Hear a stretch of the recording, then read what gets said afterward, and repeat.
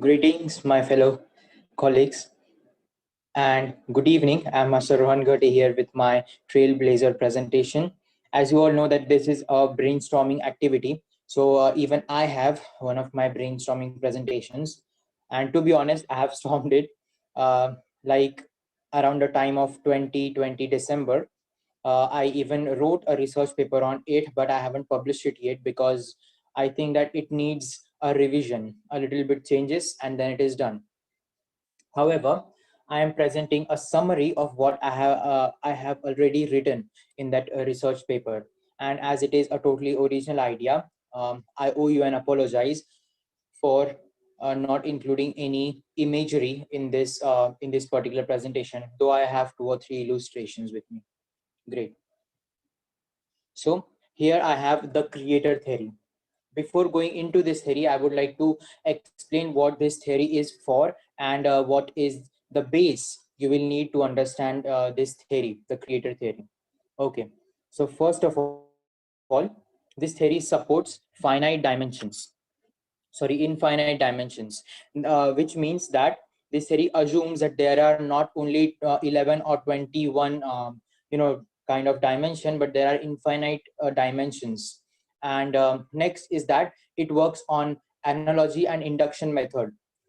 This means that I will give you an explanation, I will give you an explanation for any another thing, and I will relate it to this theory and why that particular explanation works with this theory well.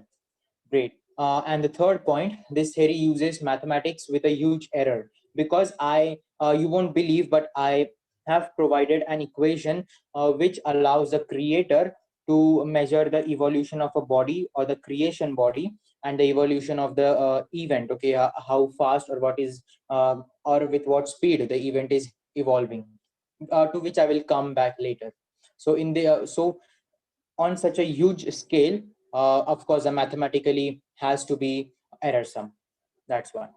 Great. The next, the creator theory answers the reason for the creation of the universe. This is one objective of this theory. Why the universe is created. This was one of the most captivating question I found in the famous book by Dr. Stephen Hawking, The Brief History of Time. Next, the creator theory provides mathematical support to the existence of the creator. Of course, we have many evidence. Science had proven the existence of the creator. However, this theory gives it a different approach, and I believe that it is one of the strongest approaches. Next, the creator theory assumes an entirely new model of the universe. Now, I would like to explain this to you over here only, okay, and I will also get back to it further in the presentation. However, I would like to have your attention over here. So let us assume this is a very big box, and let us assume that this is nth dimension. Okay, I will name it as nth dimension. Then I have, let us say, circles. Okay, one, two, three circles in this big box. Then I have small triangles, let us say two triangles in these circles, and I have in those triangles, okay, this is a triangle. In those triangle, I have certain lines. Now, what I would like to say is that this box is your nth dimension. Okay, so this is nth dimension. I will write it over here. This is nth dimension.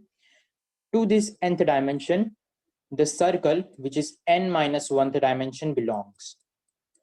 And to this n minus 1th dimension, the triangles, which are n minus 2th dimension, belong. And the analogy then goes on right from the line, and it goes on till 0th dimension. So we don't know what is nth dimension, okay, as this theory assumes infinite dimension, and it has to assume that, because only then the theory can be correct or can prove the existence of the creator. And it goes in such a way till 0th dimension. So so you might have got an idea, a particular idea, that how this theory addresses this box concept. Okay, I have named it as box concept. You can see this is a square box. In this box we have another boxes. In those another boxes we have many another boxes. Now besides this nth dimension, this can have another nth dimensional universe, like they are parallel to each other, parallel universes. So that is what I would like to mention next, that this theory holds its base. Okay, I have written it over here. This theory, the creator theory, is supported by the multiverse and parallel universe theory. Okay, so only then I can say you that this theory assumes an entirely new model of the universe. I don't know, I think this model has also been assumed during the multiverse theory, in which they have assumed various universe as the bubbles, then bubbles into bubbles into bubbles. So in that particular way only, this theory assumes boxes into boxes into boxes into boxes. And with those boxes we have multiverses, but besides every nth dimensional universe we have a neighboring nth dimensional universe. So that's why it assumes the parallel universe theory to be true. So these two theories, multiverse and the parallel universe theory, are one of the most important basis of the creator theory. Great. Now moving to this theory now in particular, I'm going to explain, I'm starting the explanation of this theory. The first point says that the two fundamental creations are body and event. This is quite reasonable, because suppose I took a star and I'm drawing a circular star. This is our two-dimensional universe. I've drawn a star. This is a star, a body. The star is radiating heat. An event. I took myself. I'm standing over here. So I am an object. Standing over here is an event. So we have a subject and predicate. Okay, so you can just assume that whole English or whole sentence is our universe, and which is formed just with the predicate, which is an event, and the subject, which is the object or the body. So in this way, I could conclude that the two fundamental creation in the universe are body and the event. Okay, I hope you might have understood this point of mine. The next point says the three fundamental creators. Now we have seen about the creations, the body and the event. We must see about the creators too. Who are the three important creators, or not important, the three only creators in this universe who have created the creator? Okay, who have created the creator? Why am I saying so? I will come to it later again. So there are three important creator, which I am going to denote by certain letters. We have first creator, energy, E. Then we have second creator, frequency, let us say it is F, or new, I could say, but let us say it is F. And the third creator, that is time T, I'm assuming it to be the small t. In this way, I'm going to denote these three creators in the whole presentation. Okay, so we have E for energy, we have F for frequency, and we have T for time. So these are the three creators of the universe: energy, frequency, and time. And this is quite reasonable. Why? Let me give you an example. Let us go to the most fundamental part of the universe, and they are the strings. Okay, now let us say this, I am an ant-man, and I got to such a smaller tiny size that I could see the string. Now I could see the string, and string is over here. How could the string vibrate? According to the string theory, okay, how could the string vibrate? Of course, when certain energy or something given it a force. Okay, now force consists of energy, of course, because force into displacement, work equals energy, and so on. So the string got the energy, and then it is vibrating. Let us say it is vibrating in simple harmonic motion. This is its mean position. This is its negative extreme, and this is its positive extreme. So it is, it is vibrating with simple harmonic motion, in simple harmonic motion. Now now this is certain amplitude comes the wavelength comes the frequency. Okay, so, and we also have sound or light or various electromagnetic spectrum, and we almost count them on with the frequency. And then we have certain formulas with frequency, like we have h nu, which equals again energy equals h nu. Then after changing it with the speed of light, we have hc by lambda, which is equal to frequency. Okay, and so, sorry, we have c by lambda equals frequency. And in such way we can calculate the lambda taking the frequency, or basically, the velocity of oscillation or vibration. So that's why we have energy which creates the frequency, okay, or the frequency which gives some meaning to energy, because you see you have energy and you do not move. So work is equal to force and displacement. You have force but you do not displace, so works automatically becomes zero, so you have zero energy. Okay, in short, that's why we have energy, or we want energy. If we have to measure energy, we need frequency, or if we need to measure frequency or have frequency, we need energy. So these are mutuals. So we have energy, frequency, and next we have time. So we got energy, but at different time frequency should be different, or we got same frequency but at different time energy should be different. So time is what creates all the variations over here. Let me just say that this is an isolated system. In this isolated system, I want you to go back to your high school and then view this particular explanation. So we have energy plus or and we have frequency, which made up this isolated system. Great. And we have multiplied by time, because for every variation in energy and frequency we have certain time is varying, of course. That time is an arrow, and that is equal to certain x. X is, let me say that this is a variable. Okay, this is a variable. Suppose if I set delta t, or change in time, equals 0, time will be the constant. But this is an isolated system, that means no change of energy and frequency. That means we have a constant. Then E plus F into time is equal to 0. We have 0, or maybe time is equal to 1 or 2 or 3. We don't have dt, we just have t, just a particular time. So we can say that this is a constant.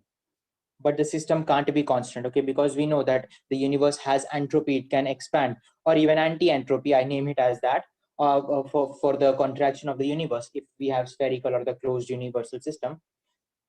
So we face the variations. That's why we can't keep t as a constant. But of course, in some cases, when we are measuring for quite a very tiny amount of time, like which tend to zero, which almost tend to zero, or we are considering certain instant of time, like at t equals 2 seconds, for that we can we can set it constant, but for only that instant.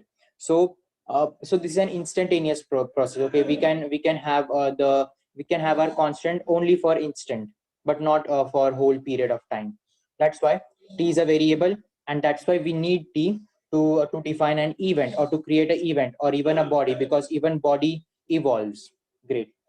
Okay, great. So we have this over here. That is why we need energy, frequency, and time as our three creators. We have two creation, body and event. Just fit it in your mind, and we are now moving to the next statement. Now, above two statements are applicable in any part of the universe, in any universe, and in any dimension, which is very true, because now we have only two creations. Now, I will not go, because of the constraint of time, I will not go deeper into every single universe, but I will just explain with the frame of reference of single universe. Okay, so I'm taking the universe. Universe is a body, and it is creating certain particles, okay, certain event, or it is inflating. That is an event. So this is a body, and inflation is an event. This universe is a body, inflation is an event. Similarly, d dimension is a body, inflation or formation of any other universes in that is an event.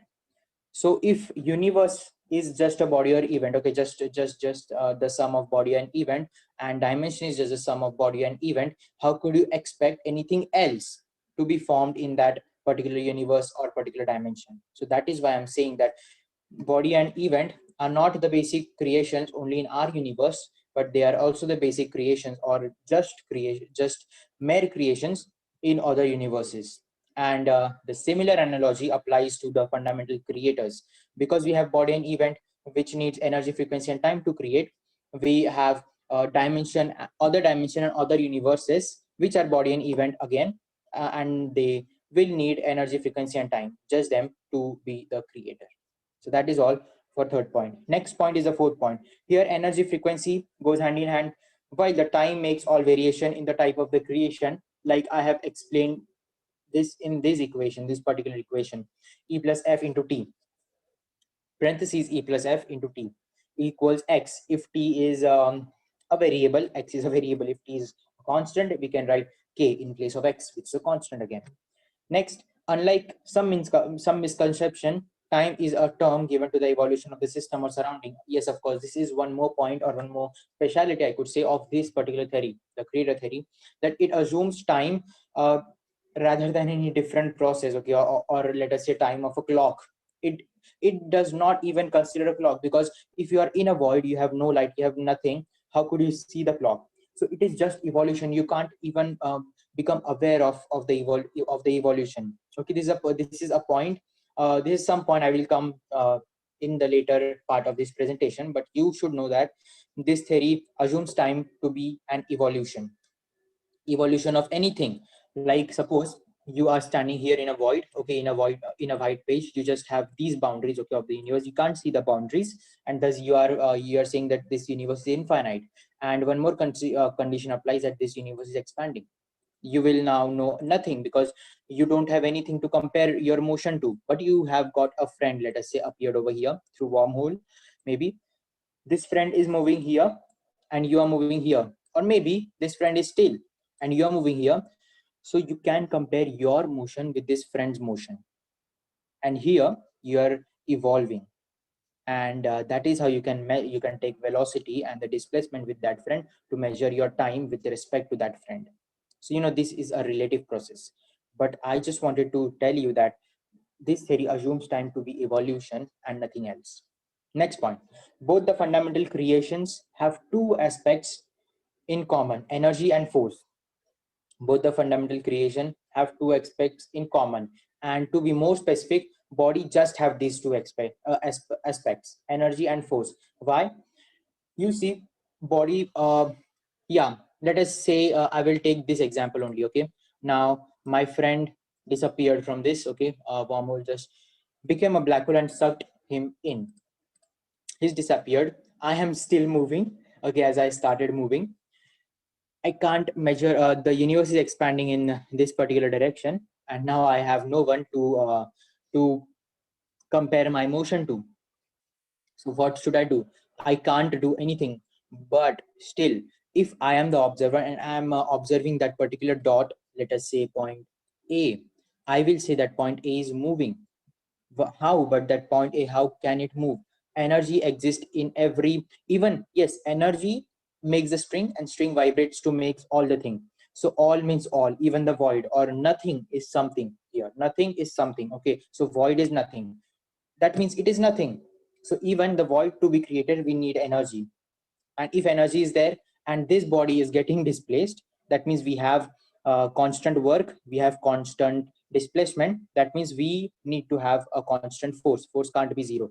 That is why body should have energy and force, and body has nothing else. Why? You will know this when I will explain you what event consists of and which body do not. So basically, event consists of energy and force, which I have explained earlier. Okay, why? Because if I'm comparing myself with my friend standing over here, I am moving, I have energy and force. So, and my friend is standing over here. That means my friend is still doing something. He's at least standing over there, or he's at least stationary over there. So he needs force and energy. Okay, let the work be zero, or let the displacement be zero, but he's still standing there. So he has energy and force. He has got that. Certain different properties which he has got, or which that whole event has got, are abstract properties, spatial properties, spiritual properties, time properties, physical properties, and the quantum properties. Now do not get rid of these names. These are very important names, and they are not so difficult. Just the name seems difficult, but they have a pretty concise explanation of themselves. So what do these explain to us? First, I would like to go with the spiritual properties. Spiritual properties allows an event to exist in other three-dimensional universes. So spiritual property, basically connects us. Okay, fine. I will say, just a minute, firstly, I will clear my board, or I will go to a next blank slide. Great. Yes, you can also see, here an illustration. I will draw the drawings over here so that you can see this. This is an event circle. Okay, this is called an event circle. Keep that in mind. Yeah, first is the spiritual property. Now let us say I'm here and I have traveled and I've got here. I don't know whether I've got or not, but some person, of higher dimension may be looking towards me, and he noticed that I have displaced. Okay, when he will compare my motion to himself. So this is a 3D space, let us say, and this is another 3D space. Though I have moved in one universe only, I haven't even exchanged the universes, but at least I have exchanged the space, the 3D space. So this is a spiritual property. Spiritual property allows us to allows an event to exist in other three-dimensional universes or spaces. I can say it as. Now, besides spaces, if we go to a higher, to a higher level, I could say that if I'm transferring myself from here through a wormhole or through such fantasy, I'm transferring myself to this universe over here, or maybe I'm transferring myself from three-dimensional universe to fourth dimensional universe here, then this too is allowed by the spiritual property. This too is a spiritual property. How? Why am I saying so? You see, yeah, this is the best. This will be the best example to give. Here is my body, or here is body A and here is body B. Okay, so this is body A and this is body B. Body A is moving over here, and with respect to A, body B is moving over here. Okay, remember this dotted line. B is actually stationary, but body with respect to body A, B is moving over here. Can't I measure the time? Can't I measure the time? Yes, I could, for sure. In which dimension time exists? 3 plus 1. Time exists in 4 dimension. So am I saying the truth that the happening or the beginning or the existence of this particular event of moving has transferred us in the 4th dimension? Well, just assume that B disappears and there is just me or this body A moving. He has no one to compare to. So will there be any time exist? No. So that is why a body can't have the spiritual property, because because it can't measure its own time, but event can measure the time. And time means transfer to 4th dimension. Now if because of an event, if we transfer ourselves to past or present, that will be 5th dimension. If we make changes in the past or present, even making changes is an event that will be again transferring from 5th to the 5th dimension, or from 5th to 6th dimension. That means spiritual property comes over here. So spiritual property does exist in the universe or in the event, basically to the event. So here we have here we have spiritual properties.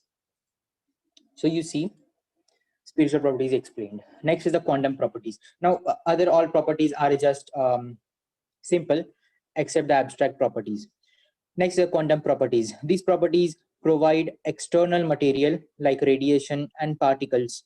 Okay, like radiation and particles can have the same structure in any dimension. So quantum properties, basically this makes up the body. Okay, in an event, it makes up the body in an event. Now, I could either say that that body A is looking at body B and then measuring its motion while body B is going here. Or I could say that because A is measuring the motion, he could see body B, or he could measure the motion of body B. That means the event of moving as per A created one more body, that is B. And if the B wouldn't have been created, the event should not exist. So if we take a contradicted statement, okay, or if we take the inversion of the statement that because of B event is created, we will get that because of event B is created. This again, comes takes us towards a quantum property. So event has a quantum property through which event creates a body. It provides certain elements like radiation, particles, etc. to create an event. Next comes the spatial properties. responsible for causing the expansion and the expansion and increasing the frequency in space. Okay, so basically, as I have shown over here, this is the increment in the event or in the event circle. Now, special property is of great importance in understanding this theory, because here I will be talking about the evolution of the event. That will simply mean if the event is increasing or it is decreasing. Is the event progressing or it is regressing? Okay, like now, let us say you detonated a bomb. Okay, now our universe is in the state of entropy, so of course the bomb will no, let us take a very famous example. Okay, a cup from a table fall down and it broke into two pieces. Let us say this is our cup. Okay, broke into two pieces on this particular ground. It can't it can't just join again and reverse its motion to again come on the table. That is not possible in our universe. That means the event in our universe is progressive. However, there are certain things in our universe where gravity works negatively, as Sir Alan Guth explains in his lectures at MIT. He says that the gravity works negatively, or you might also say the antiparticles. Okay, in those antimatter or anti-universe, or the anti-universe is basically it is anti-entropy. That means that this cup will reverse in this particular case. This is very particularly explained in the famous book of Dr. Stephen Hawking, again, The Brief History of Time. So you can read it over there too. Here anti-entropy works. However, this is entropy, this is anti-entropy. Okay, both are different, but both belongs to the same classification, that is the special properties. So special properties basically the evolution in the event, whether it is progressive or regressive. Next comes the time property. Very simple. Time properties responsible for evolution and continuous progress and regress in the event. So basically this explains the same thing. Next is the physical properties. Presence of laws of physics in the respective event. So you see, I am coming up with the same the same example every time. That is a relative motion in between body A and body B. So basically here one physical law is working, that is a relative motion. Okay, if A, let us say, clashes with B, force or maybe collision, okay, elastic or inelastic, I don't know. I threw a ball over here, ball come towards me, a rocket flew in the air. Again, these are certain events which has physical laws.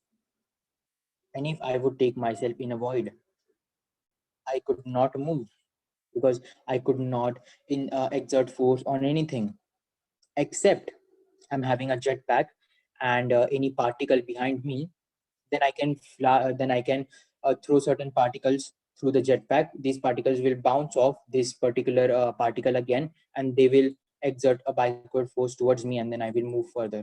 This is the same case with the rocket.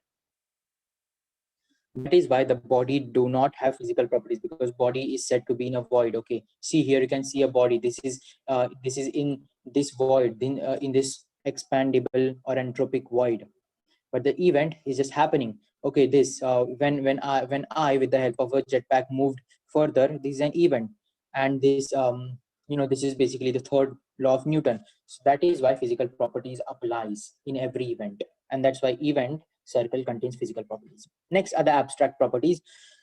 The abstract properties imbibe qualities and philosophical meaning to an event. Now, if I am in a void, I couldn't have any experience.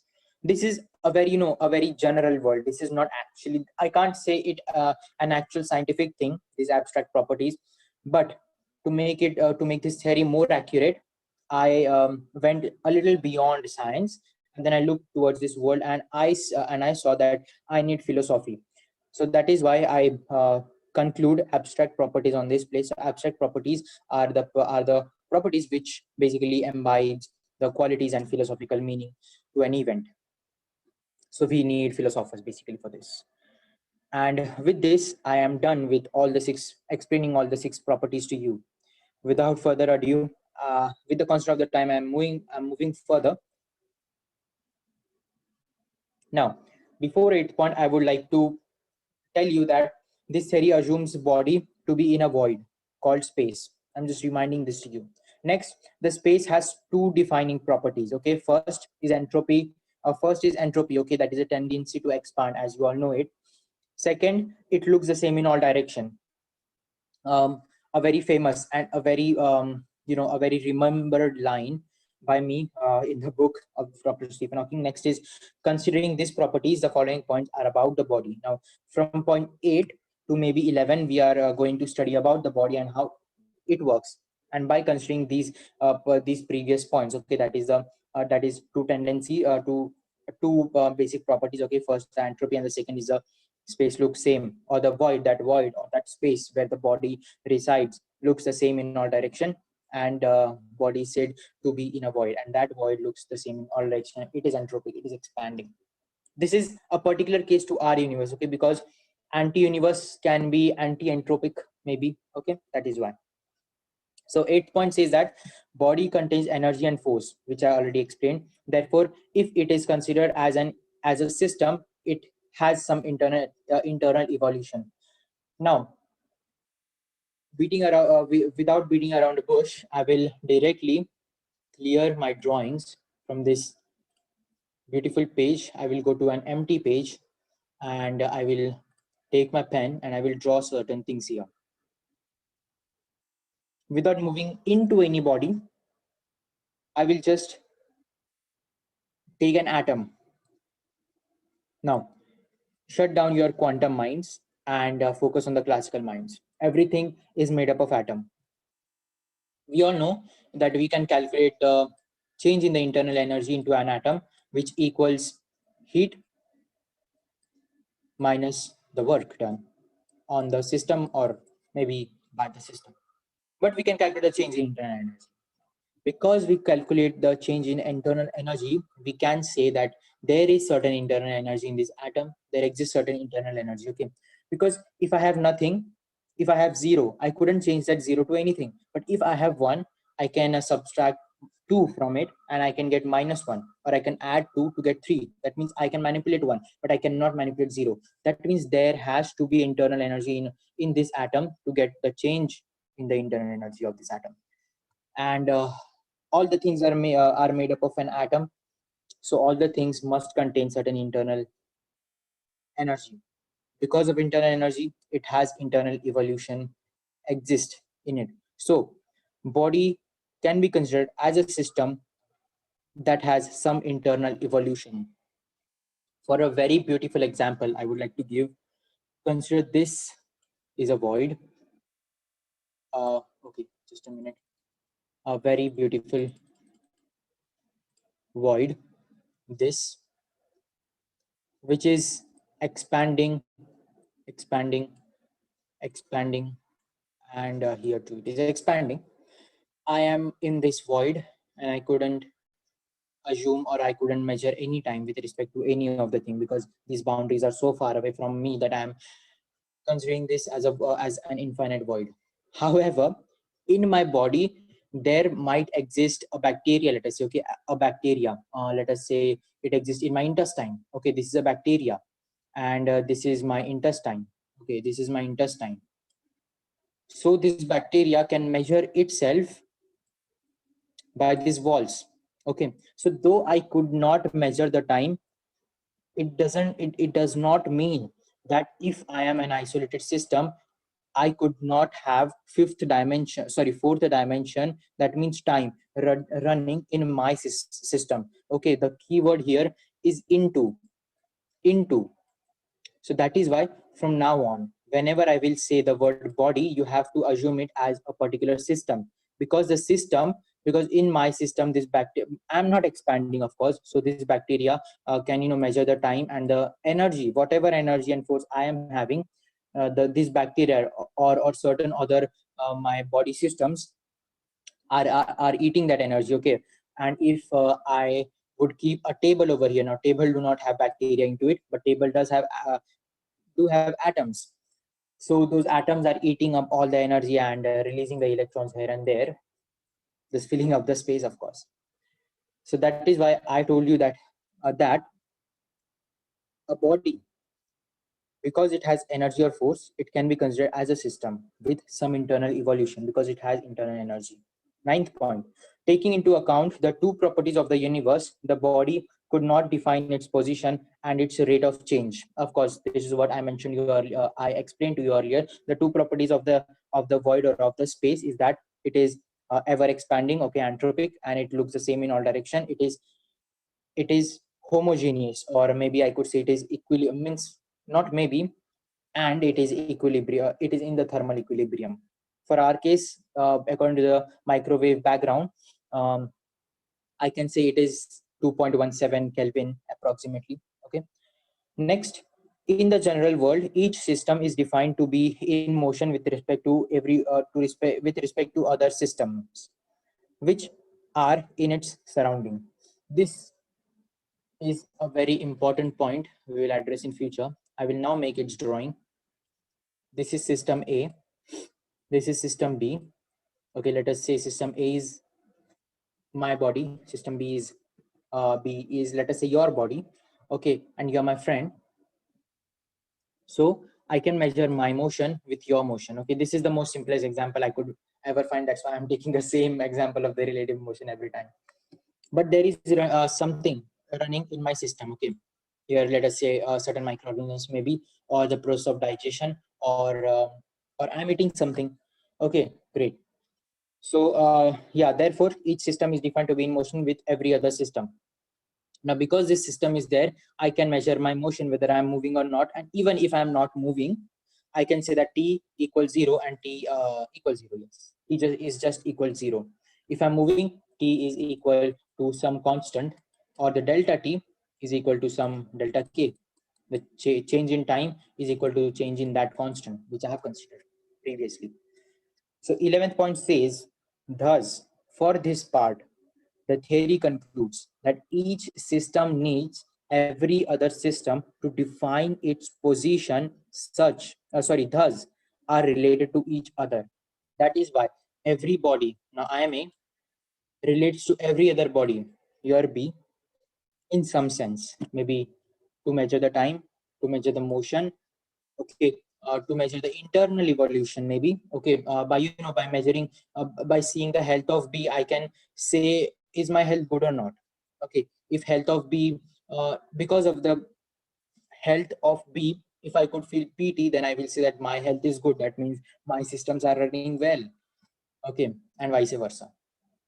So that is why we are interconnected with each other. And if the same analogy would be applied at the universal level, I could say that every universe is related to every other universe. That is why we can find some similarity, whether with respect to time, whether with respect to evolution, or whether with respect to certain properties. But we find some similarity in every other universe with respect to, again, every other universe.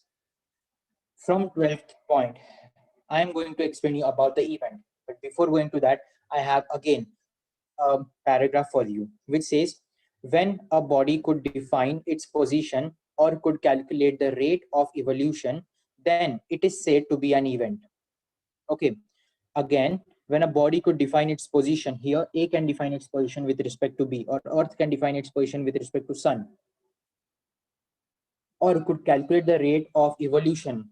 Okay, is A getting older or younger with respect to B? You can of course say that. So calculate the rate of evolution.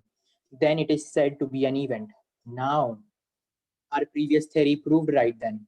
Because we have B or another body with us, we can calculate the event. Great. Or we can create an event.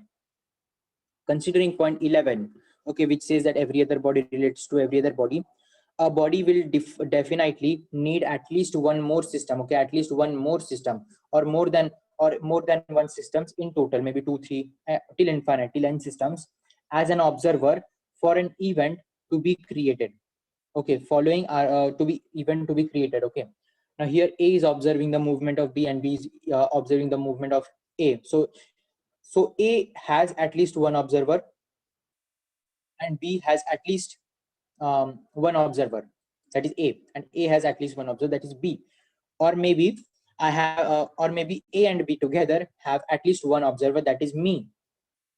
I'm observing their motion, so I'm concluding that they are creating an event. Okay, they are evolving. This is an event. This has time. This consists of energy because they are two different bodies. This consists of different frequencies because they are two different bodies. So I can say that. That is why it is an event. Great. However, if only A would be there, okay, I'm observing only A in a void, I can then compare my evolution or A's evolution with myself. So again, here an event is created. Now, I'm starting with the 12th point, which again explains a whole lot of event.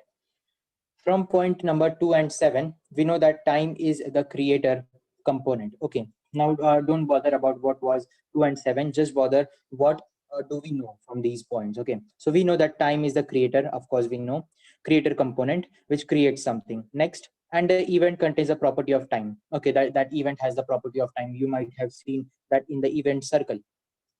Therefore, the observer which creates an event seems to have the property of time relative to the system of frame of reference. Related to the system of frame of reference. However, the time exists due to the presence of two or more systems in space. Also, in this situation, an observer can calculate the rate of change in the system with respect to time. Okay, so again, this explains the same thing, that if we have time, we have an event. Okay, or the time could create an event, or event could create a time.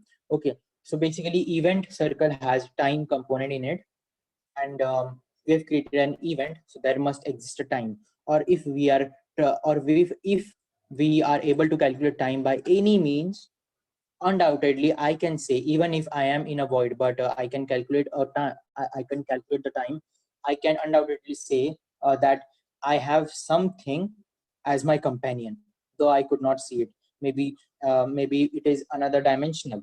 Okay, maybe it is not of this dimension, but I have a companion due to which I can compare the time. Okay, it is not necessary that it could be like me, or it could be living or non-living. It doesn't matter, but I have something with me. Great. 13 point says, thus for an event to be created, there needs a body or a system. For A to create an event, there needs B, that is a body or another system. Therefore, for an event to be created, there needs a body or system. Point 14 says, every created event creates a new body.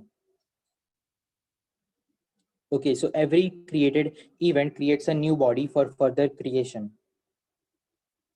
As I explained you that here was A, B came B came with A, so A can now assume its motion with respect to B.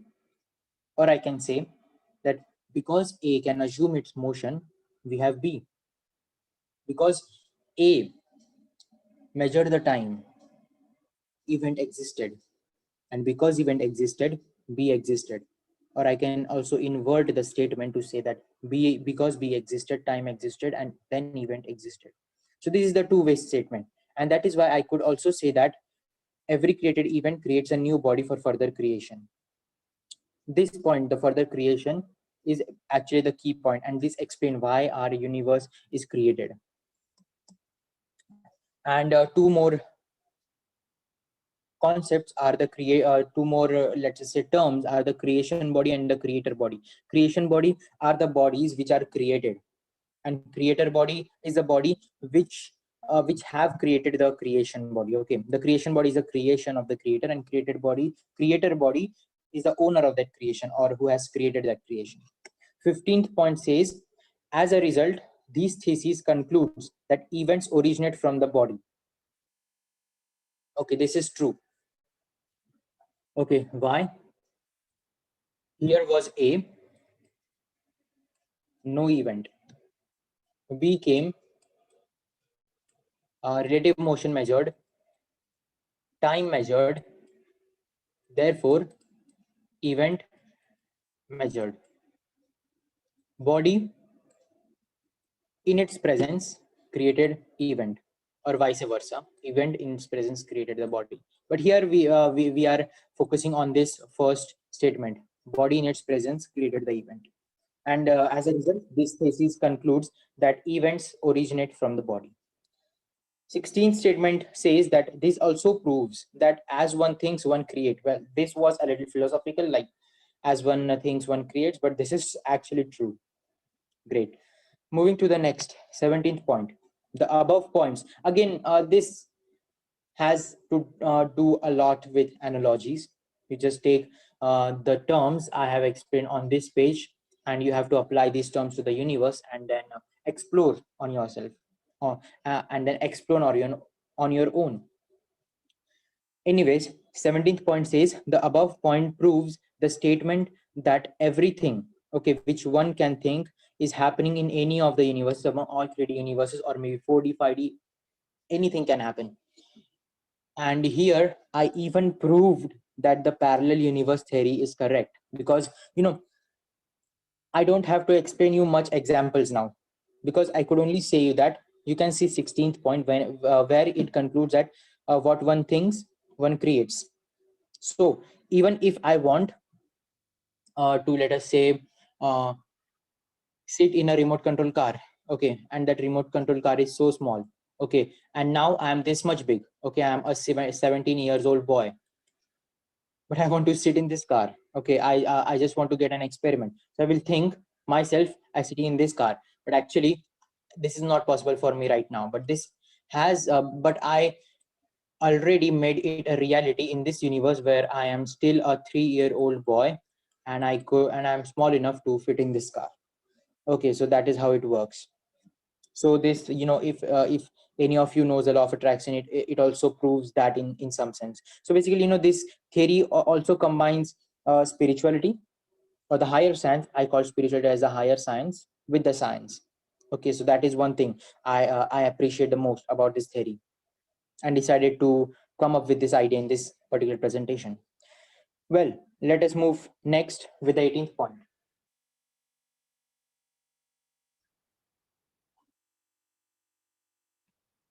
18th point says, but for the above point to be true, that is, everything we think is there in any of the parallel universes. For this statement to be true, we have to accept that time is a created property, because one's wish of living in the life of 3-year-old, like here I was wishing to live a life of 3-year-old, can only be true in the universe where he or she is a 3-year-old human. Now, more important for me, as compared to explain this example, is to prove you that our previous point was actually correct. Okay, because here, who made my thinking a reality? That was a time. Here the time is different, here the time is different. So energy was same. Okay, energy was same. Okay, I am here, the car is here. Okay, the car is formed, I am in existence. Energy and frequency, does he there these are in existence, but what varied? That is time. So again, this example proved that time is a creator. Great. So like 18th point proved like second point. Okay, we were having second point where I explained three creators: energy, frequency, and time. So 18th point proved the second point right. So this theory stands in itself for its defense. That is one appreciative thing of this theory. Next, the 19th point. This means as one gave energy and frequency through any of the action. Okay, here thinking. Here I'm just thinking of that. Okay, but you can say you can have any of the actions. Okay, through which you can create um, considerable energy and frequency.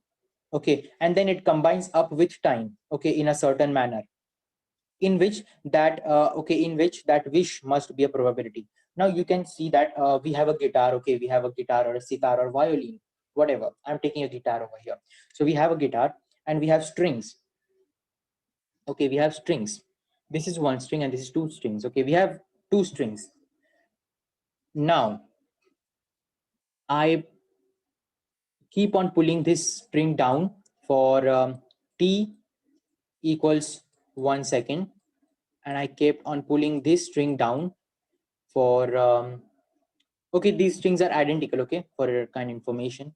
For pulling it down for t equals 2 seconds, which string will create the most sound?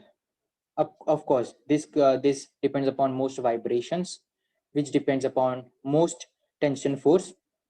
So obviously, this spring, okay, this string A will create the most sound. So that is why I was having energy and frequency. That means I was having two strings here. Okay, this string is, let us say, this boy, and this string is, let us say, this boy. Both are identical, but who made the difference? Time made the difference. Time. So one more important creator. This also proved that time is a creator, and if you are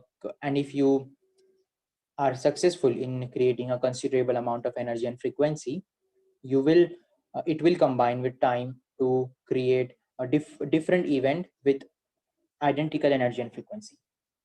That's how we can manipulate certain events using the time.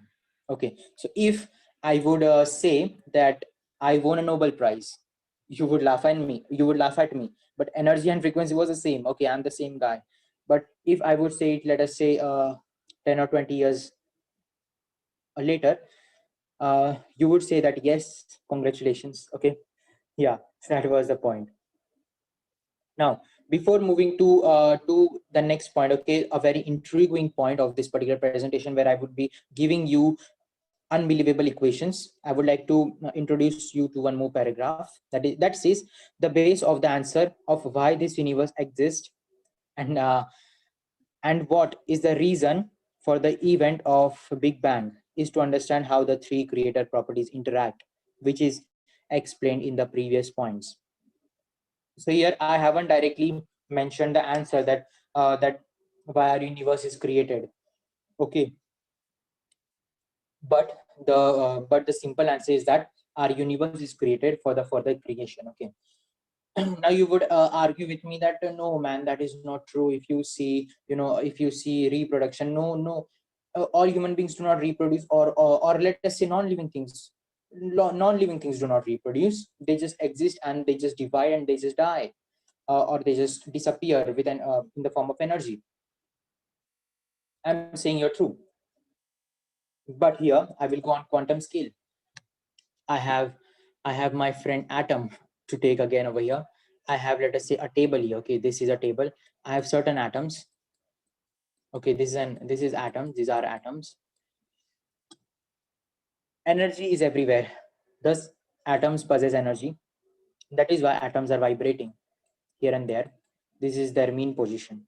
Because they're vibrating, they are moving, and because they have another atoms, okay, to assume as the boundary, they can then assume their movement with respect to these atoms. Thus, event is created.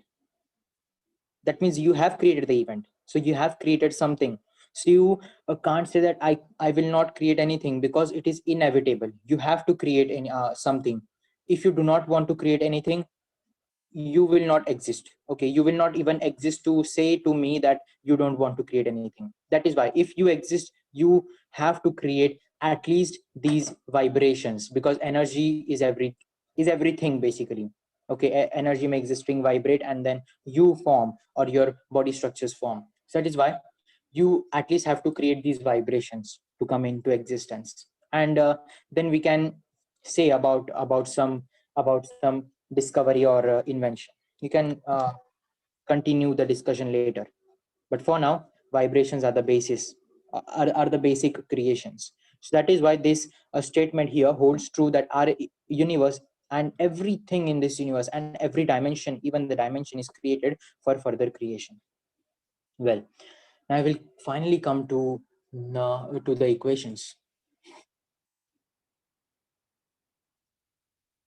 Okay, so from point 12, an observer can calculate the event of the system. You have to pay attention to this line. Observer can calculate what? The evolution of the system. This is the equation to calculate the evolution of the system. Okay, integration, the limits are from 0 to chi. Change in chi with respect to k constant from time t1 to time 2, from time t1 to time t2, m naught into dt, the change in time, where chi represents current state of the body and d chi represents the change in the state of the body from its initial point to its current state. That is chi. Great. M naught is a magnitude of the event circle. Magnitude means how much it has expanded or how much it has progressed or regressed. That is what the evolution or the magnitude of the event circle. That is M naught. Okay, and of course we know that the evolution is a time, or evolution happens with the time or with respect to time. I have integrated all the magnitude of the event circle with respect to time. Okay, so that I could calculate the rate of the evolution. Next, or the rate of the change in magnitude of this evolution of the event circle. Next is t. T is equal to time. So time with respect to the creation body.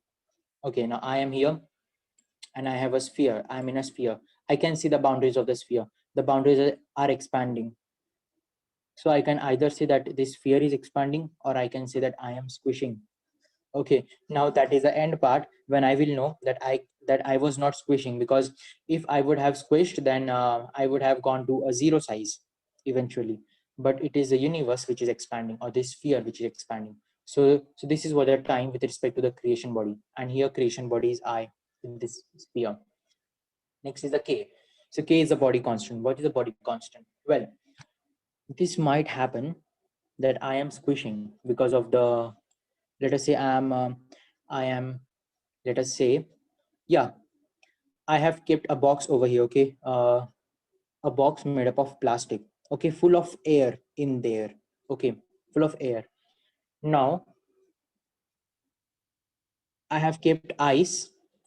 I've kept ice surrounding this sphere. When this sphere will touch the sphere is insulator, by the way. Sorry, is conductor, by the way. Okay, this sphere will transfer the cooling of the ice to this system, to this plastic bag which is full of air. The density of the air will increase and this plastic bag will squish. Can that plastic bag then say that sphere was expanding at the double rate? No, because even the plastic bag is squishing. And why it was squishing? Because the air in that plastic bag, which was considered as a system, was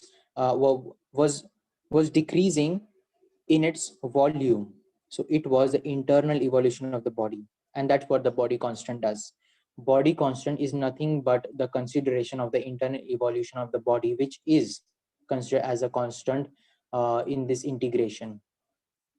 And to be honest, body constant is one term which I have to work upon, because uh, it is it is constant when we see a mere speck of the universe with respect to the universe. Okay, it is just negligible what is the internal evolution of that system. But when we see at very small scale, okay, when we see a plastic bag in a sphere, we have to consider the evolution in that plastic bag too. So this actually shouldn't be a constant in some cases. So for that exceptions, I have to work on it. Next, towards this equation. Now, here you have noticed that this was an evolution of for measuring the evolution of a system. Here, it gives us event must, okay. An event also creates a body. Okay, that's what we have already seen in point 14. Thus, an event must evolve, which can be calculated as. So this is the evolution of the event. This was the evolution of the system. This is the evolution of the event. Okay, event must evolve. This is what you have to keep an eye on. Great. So I can read this equation as integration of dm naught from 0 to m naught as the boundaries equals epsilon integration from t1 to t2 of change in energy into change in nu, that is frequency, into change in time. Now this is the evolution of event. What is the event? Event is actually the creator of the body. So event is a creator, and that is why this equation consists of the creator terms: energy, frequency, and time. And we are checking, okay, now because here event is evolving, because creator is evolving, we have considered the evolution of the creator event, that is the evolution or the change in energy, frequency, and time. I hope you have understood why I have taken the differentiation of these or the evolution of these particular um, uh, elements. So time for denotation: E, energy, nu for frequency, epsilon for event constant. Event constant, yes, it is just the same. Okay, with it is the internal evolution of the event. Okay, now I as an observer, I can see the universe expanding from outside. But what about you? You are living in a universe which I am observing right now. Okay, we are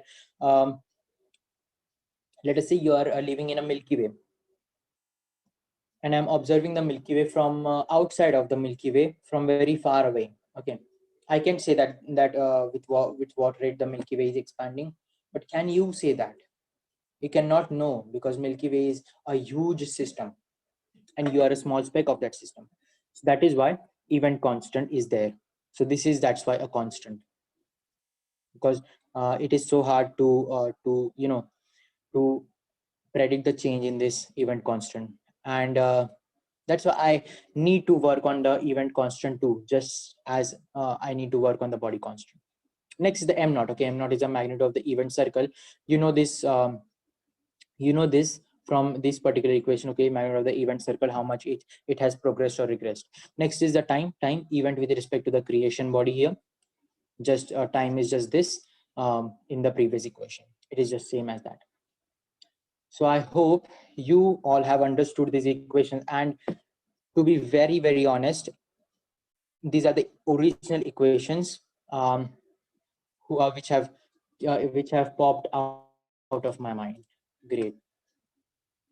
Moving ahead, I would like to say that therefore both the above equation shows the relation between creator component and the creation component, which also is explained by the graphical approach in the research paper. Of course, this is true. Following are the when I'll share my research paper or when I'll publish it, you will see that at that time that I even have a graphical approach of this. Following are the points explaining the creation of this universe in the context of the creator theory. Okay, now I'm going towards the creation of this universe. So I will start from the 20th point, which says the creator theory assumes a creator body not from this universe.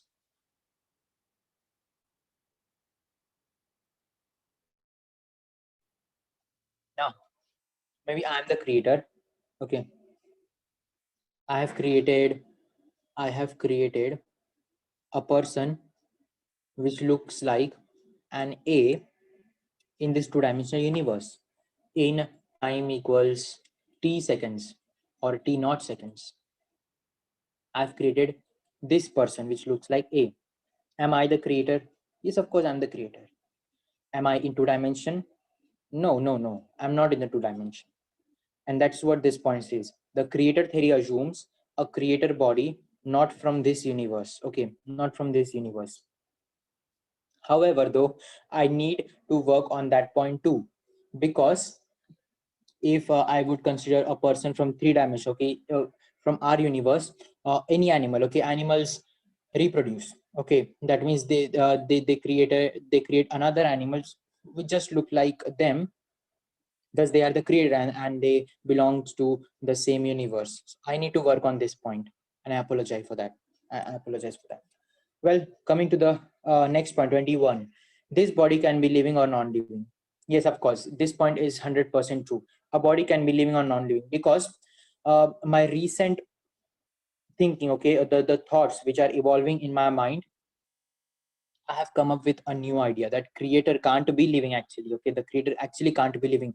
But if I'm considering an animal which is reproducing, they are living. That is why I have mentioned in this particular creator theory that the creator can be living or non-living. But the creators of all the creators, okay, which is nth dimension or the zero dimension, the universe might evolve from nth dimension and might end to in the zeroth dimension, or it might evolve from the zero dimension and it will end in nth dimension. And these 2 points are the singularity. From the singularity evolves all the dimensions, and in those particular, and in those each dimension evolves universes, multiverses, parallel universes. So that was the point of it. Next, according to the theory, this law even applies to us for sure. 25th point, one can assume himself or herself as a creator of a 2D body after drawing a 2D figure. Some analogy will be worked out over here. I will just clear this space for now. Great. I have created a two-dimensional line. Okay. Is this a two-dimensional line? No, it is. This is one-dimensional line. Okay, let us create a circle. Now this is a two-dimensional figure. Circle is a two-dimensional figure. I've created I drew it in time equals t naught seconds. Am I the creator? Of course. So how can you deny to the creator? Creator should be there.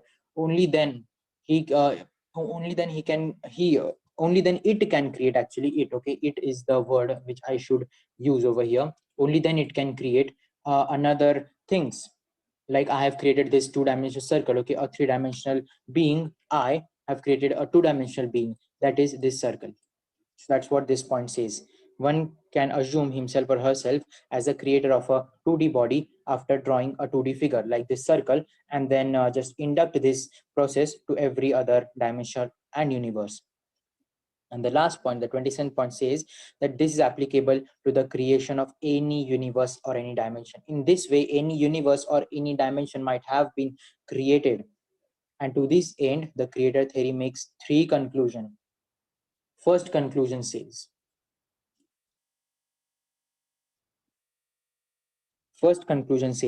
our universe, like all the other universe, has a creator. So let us say our universe is nth dimension universe. Okay, so I can assume that our creator is living in n plus 1th dimension, or maybe I could consider my mom as my creator. So I could say that my creator can also be living in nth dimension. Okay, the same as mine. So this also this also concludes one more thing, that one creation can have many other creators. Yeah, I need to work upon that too. Great idea. Next point, next second conclusion says that as per point 14th, each system along with humans exist to create and contribute in the cycle of the creation. This is what I already explained. If I have created n, then it should create something more. At least it should create those vibrations between atoms due to the presence of energy. And the third point says, our universe, being a body, exists for further creation. Again, the same point. And in this way, I end my session. But before that, I would like to tell you something, that how a dilemma is been created over here. I have assumed infinite universes. Let us say we have n universes. Okay, because if we will create infinite universes, we can't stand. Okay, we can't predict any of the universe, because there are infinite universes, man. How much possibilities? There can't be infinite possibilities, cannot be. Just they can be uncountable, but they are not infinite. We can count them, okay, with tremendous efforts. Okay, take for example, okay, if we have this much universes, if we have three, okay, let us say if we have 100 doors, okay, if we have 100 doors, and if you have 100 doors, okay, and we have 100 characters, then can you guess what is the probability of one character moving into this sorry, what, how many choice does this character have, does this particular a character have from these 100 doors? Okay, and at one time there can be multiple characters in one door. They're having 100 factorial, they're having 100 factorial possibilities. Is that infinite? No, this is just uncountable. This is just a bigger number, but this is not infinite. That is why I have considered nth dimension over here. But nth dimension should have a void to exist. It can't just exist into nothing. Even nothing is something. So there should be something. So that is why I am saying that n plus 1 should be there. But then it again creates an infinite dimension. Then it will do as 1 n plus 1, n plus 2, n plus 3.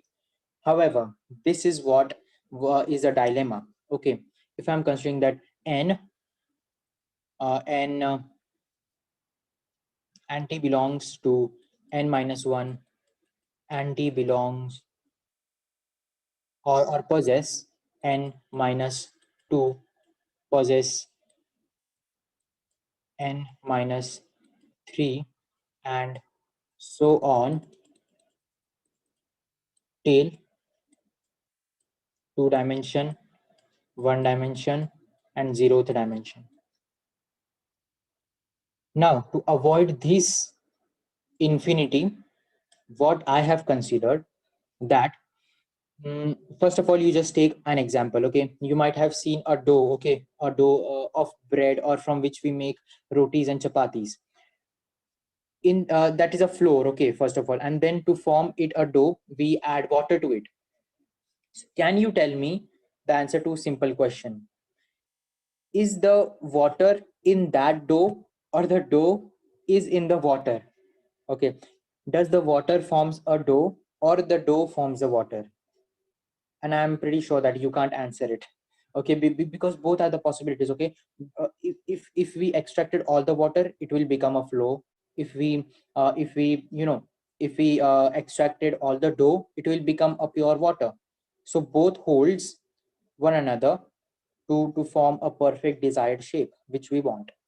In the similar in this case too, we can apply similar analogy that nth dimension belongs to 0th, and 0th dimension belongs to nth dimension. So 0 holds n holds 0, and thus, and in between them, we have several dimension. Well, not infinite, but several dimensions. Okay, n minus 1th dimension. Yeah, of course, n minus 1 dimensions we have between n and 0th dimension. No, not n minus 1. Yeah, then I would have n minus 0. Yes, of course. Yeah, n minus 1 dimension. That is why we have n minus 1 dimension in n to 0th dimension.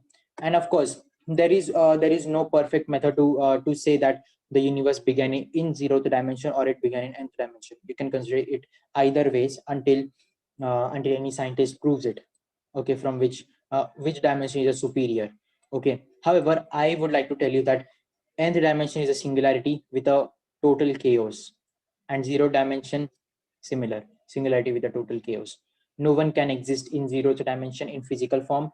Even in nth dimension, no one can exist in this physical form. And to support this scientific brainstorm, I would like you to go and search out some spiritual books, or some let us say Bhagavad Gita. Okay, search that, and it is actually a very good scientific book, and read in that. Such books proves that universe has origin A, and it even ends in A. That means it evolves from singularity and ends in the singularity. Or in simple words, they even do not they even do not define from does even this dimension and the play of the universe has any origin. They just say that it do not it hasn't originated, and it do not have any end.